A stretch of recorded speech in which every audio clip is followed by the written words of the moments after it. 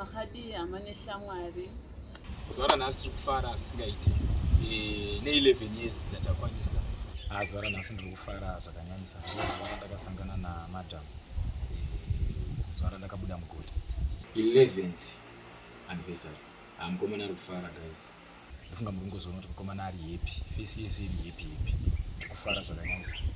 Kugona kwedu nyasha dzaMwari kuti vanhu vanoita 11 years vari pamwe chete. Zvinhu zvakaoma muupenyu. Kune imwe misha yakapwanyika vanhu vachitotanga kuroorana.